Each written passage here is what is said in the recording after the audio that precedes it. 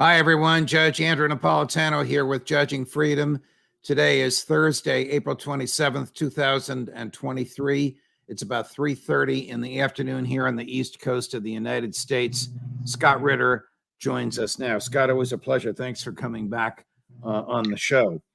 Scott, recently a Ukrainian general by the name of Sergei Melnik, Melnik, is quoted as saying that Kyiv needs up to 6 times, Ukrainian general, up to 6 times more troops and firepower than Russia has for its so-called counteroffensive to succeed. That's not even conceivable, is it? No, not even close. That's, in short, he's saying we can't do it. And Larry Johnson thinks this fellow may be retired. I don't know if you know him or know of him, but how or why is a Ukrainian general, present or former, getting away with making a statement like that? This is in a Spanish newspaper called El País. My understanding he's retired. He's not active. But, he's not alone. There is an active Ukrainian lieutenant general, I believe, who has pretty much said something similar to that, meaning that that Ukraine is not in a position to begin this much vaunted counteroffensive until they receive more equipment, more material. He didn't give the figure of 6 times. I think that's Melnik's own personal calculations based upon the realities of the battlefield, because normally you want a 3-to-1 advantage if you're going to be carrying out an attack of this nature. But I think what he's saying with the 6 times is in order to pin down the Russians on the totality of the line of contact to prevent reinforcements, etc., Ukraine's going to need 6 times as many resources as it currently has. What are the respective force strengths now, numerically? Well, I mean, the Russians are probably hovering around 500, 600,000, and the Ukrainians are probably in the area of 600,000. But again, Ukrainian troops, the vast majority of them are poorly trained territorials, and all of the Russians are well-trained, well-equipped, well-rested forces.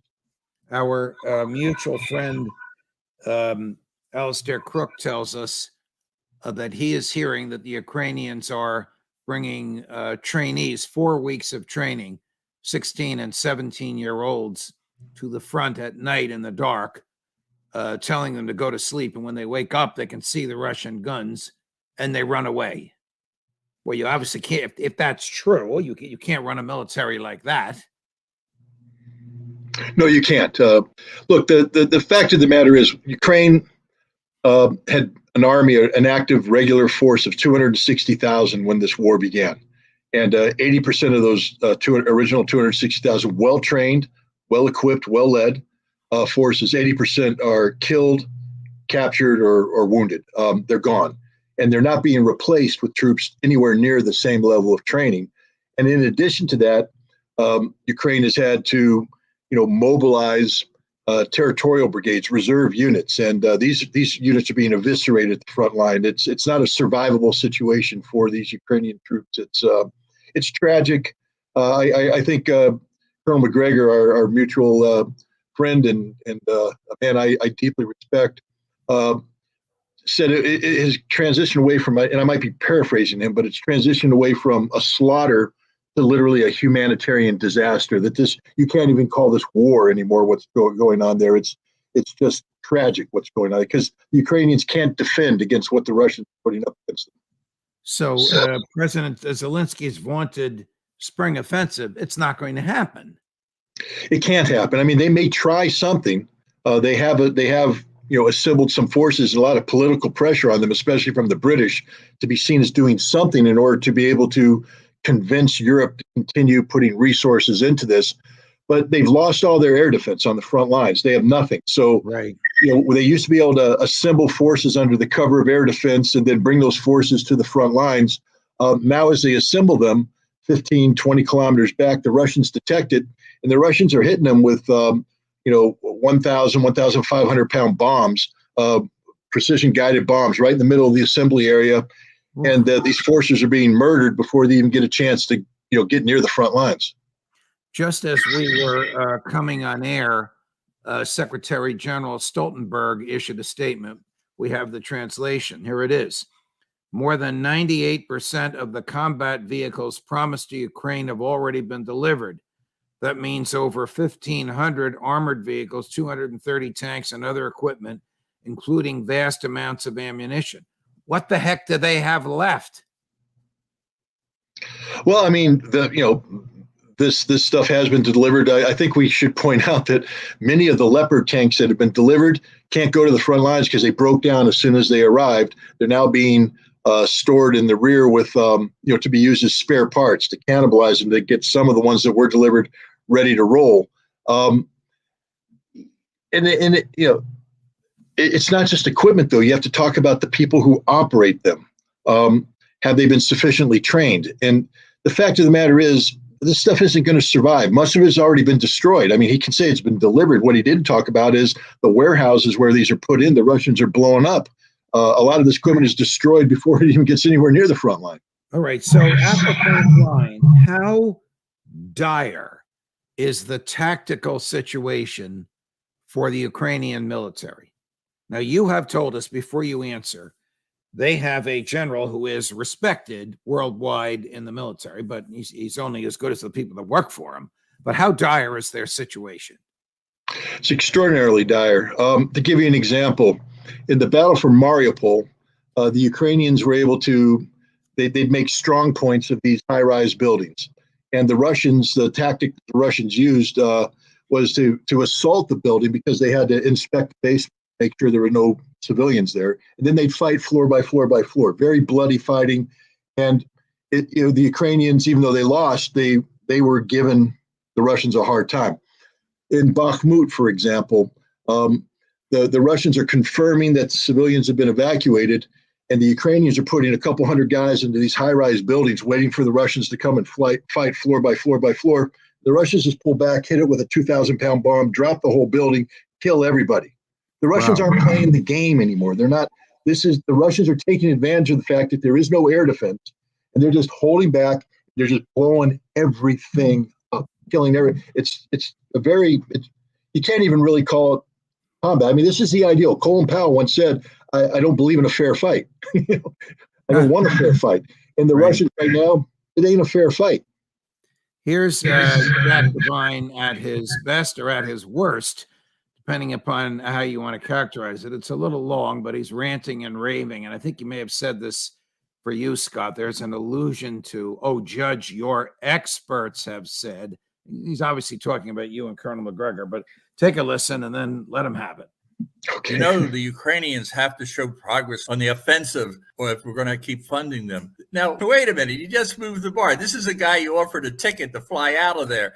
This is the guy that your guests were saying was going to be crushed by the 300,000-man Soviet army reconstituted. None of that happened.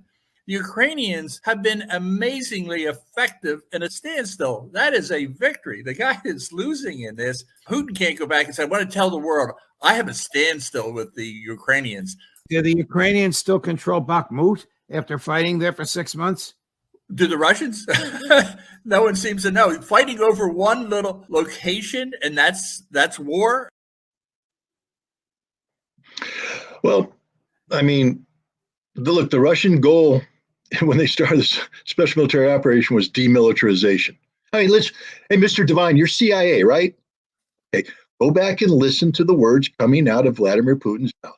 Denazification, demilitarization. Do you think that the war is going to be run by drawing big arrows on the map?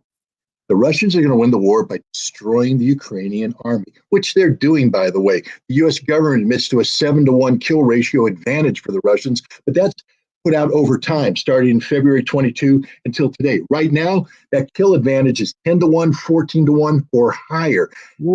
I know you're CIA, but let me give it to you in simple Marine math. That means for every one Russian killed, 14 dead Ukrainians. Hey, Jack, they can't sustain that. They're losing, and the Russians are fighting the battle they want to fight. Do you think you want them to take Bakhmut? All they want to do is kill Ukrainians, and that's what they're doing by the bushelful. And when I look at demilitarization, that's the definition of it, classic definition of it. So with all due respect, Mr. Devine, you don't know what you're talking about. You simply don't know what you're talking about. Jack's been my friend for years, and I like him. It's hard for me to find anything I agree with him on.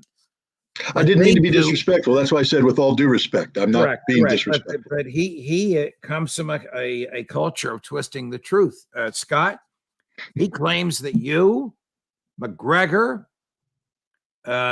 Crook, McGovern, Johnson, and I have all misread the documents that the boy is accused of leaking, and that in fact it is a 7-to-1 kill ratio the other way round, that the Ukrainians are killing 7 Russians for every 1 Ukrainian the Russians are killing. I have never heard this from anybody else. I wish we had the tape of it. Gary will get it for us the next time you're on with us. He's steadfast in that nonsense. Look, Judge, I'm going to say it, and I've said it before, I'll say it again.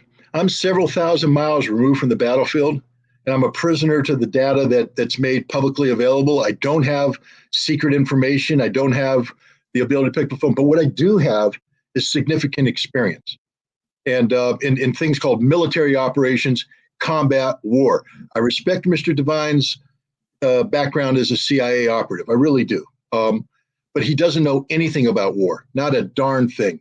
And if he did, he would understand how ludicrous this concept of a 7-to-1 kill ratio in advantage for the Ukrainians is. It's just, I was going to use a bad word, not a bad word, but I was going to call him stupid. I would never call Jack Devine stupid, but it's stupid to say something like that. No one else. I mean, not even the Ukrainians will come up with that kind of fiction. But the Ukrainians are acknowledging that they're just getting butchered right now. They are. In the New York Times, which doesn't like Russia, they're starting to run stories about how bad it is. Everybody's starting to wake up because sooner, and it's going to be sooner rather than later, the Ukrainian army is going to collapse. And when they do, the whole truth is going to come out. There's a lot of people in the media right now saying we need to start balancing the stories so that we don't have too much egg on our face when this is done. And who's taking advantage of that but the Chinese?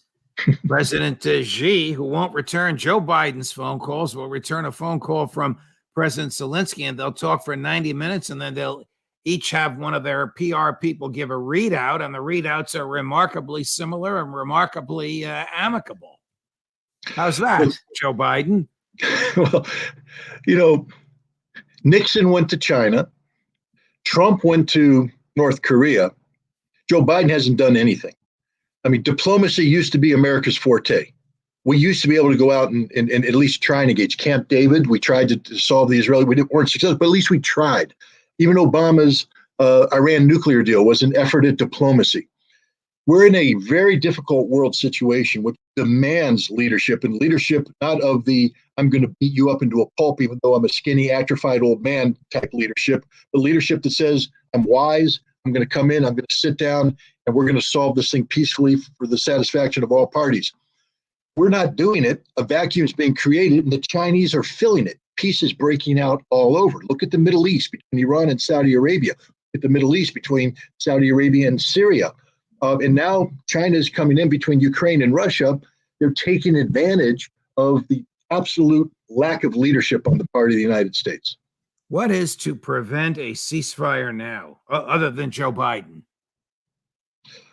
Look, would Zelensky be assassinated if he ordered a ceasefire and they repaired to Geneva and started negotiating?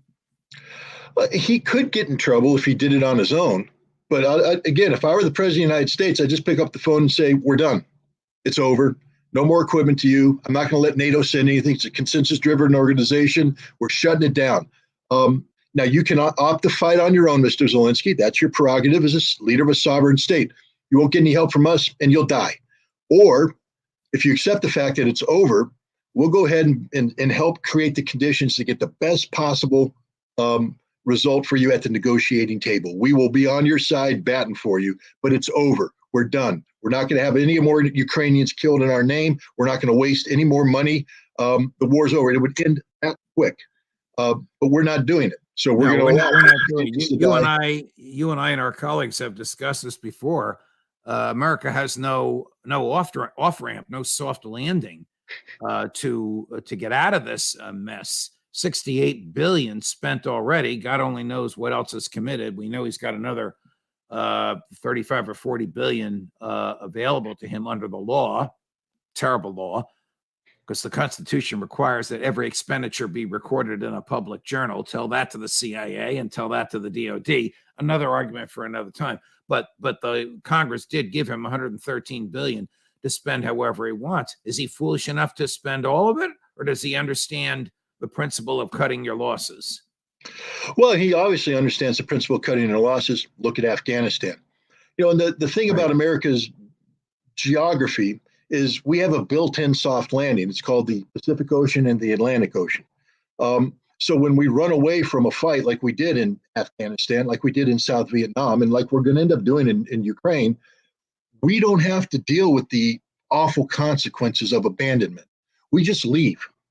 And then we go back to Fortress America or NATO or wherever.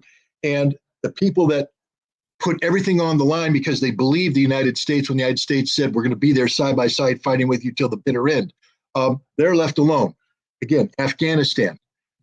That wasn't pretty what happened in August of 2021. That was an embarrassment. Kirby can get up there and spin it any way he wants. Everybody who watched that knew that this was a humiliation for America. But when we left, we didn't have to pay a price. We could just turn off the TV, not see the images. The same thing's going to happen with Ukraine. When we leave, and we will leave, the Ukrainians are going to be left holding the bag all by themselves. The soft landing is Fortress America, buffered by the Atlantic and the Pacific Oceans. Do you think that President Xi attempted to talk President Zelensky into a ceasefire and coming to the negotiating table? I think he made it clear that Zelensky's not going to get the deal he wants from the Russians. But what he can get is Chinese assistance in rebuilding his country. But in order to do that, he's going to have to sit down at the negotiating table. So I think he gave Zelensky an offer that he couldn't refuse. But just like in The Godfather, sometimes you refuse the offer a few times, and it takes waking up in the morning with a horse's head in your bed before you realize it's the offer you're going to have to accept. How stable politically in his job is President Zelensky now? Is he being tugged to the right by ultra nationalists who want him to do more? I don't know what more he could do, or tugged, whatever direction you want to call it, by people who understand the time to cut your losses is now? Or is he king of the hill? Well, he is the president. It is martial law, and as long as he has some loyal people in the army and the security services around him, he'll continue to be the president. But I'm sure the Tsar felt that in 1917 that he was large and in charge as well, until the army abandoned him, marched on the palace, and it was over. The Ukrainian military, especially the territorials, are getting fed up. And at some point in time, just like the Russian army did, they're just going to drop their weapons and head home. They're not going to play this game of sitting there to getting eviscerated by the Russians on a daily basis for much longer. I think the Ukrainian army is literally on the cusp of quitting. How much longer can this last, Scott, militarily?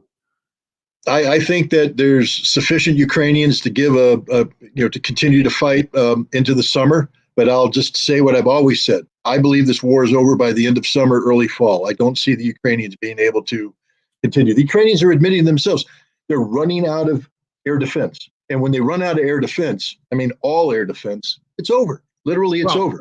The documents that Teixeira is accused of revealing, I keep putting it that way because I still find it hard to believe that a 21-year-old part-timer had that stuff and revealed it. But we'll see where that goes. Even independent of the documents, you don't have to. The Ukrainians themselves have said this. Stoltenberg has said this. We don't need these documents to make these conclusions. That's something I've said all along about these documents, is that anybody who has been following this situation recognizes the truth in much of what those documents were saying. You don't need some 21-year-old kid to cut and paste and put something out there to know that they're running out of artillery ammunition, they're running out of air defense, that they have insufficient training, that the stuff we're giving them breaks all the time, doesn't work. All right, but the documents themselves, the authenticity of which the government doesn't challenge, the accuracy of which the government doesn't dispute, recognizes that the government itself understands that Ukraine's air defenses are denuded down to close to zero and will be zero on at the end of May, 6 weeks from now. How could they possibly survive with zero air defenses? They can't. And we're already seeing the evidence. This is what I talked to you about earlier, Judge. The Ukrainians are literally, they're sitting ducks. They have no defense as they bring these troops up. The Russians, and it's almost, I mean, it's sad because the Russians come in with aircraft that don't even get anywhere close to the whatever air defense umbrella it is. They've pinpointed the location. They release a precision-guided glide bomb that glides in, and it hits the right target every single time, and it kills everybody there. And here's this is the truth. The Russians aren't even playing to the full potential. You know, they're running a handful of sorties like this every day. If they were really out to kill Ukrainians, they would be running hundreds of sorties like this and killing everybody at once. The Russians aren't in the business of killing Ukrainians. They're in the business of getting the Ukrainian government to quit. What happens when an American comes home in a body bag? Well, if it's an active duty American, hopefully enough people will raise the question and say, what was he doing over there? But again, the documents show there are 100 Americans over there. You and I had this conversation before, Yes. Judge. I told you Yes. there are uniformed personnel, special operations personnel, and all those State Department people they put on there. They ain't State Department. They're Jack Devine. Yeah. And even more MI6 and British special forces. They got a squadron, 50 British SAS over there. And I'll tell you something about that. I'm not giving away anything here. If you're a training element, if you're there to train, you aren't a squadron size. You're a troop size. To have a squadron there means these are combat troops. They're involved in combat operations. So the British, a NATO member, is involved in combat operations on the ground in Ukraine. Wow. Scott, always a pleasure, my man. Thank you very much for all your insight. We'll see you again soon. Okay, thank you. More as we get it. If you like what you just heard and saw and the courage and articulation, like and subscribe. Judge Napolitano for Judging Freedom.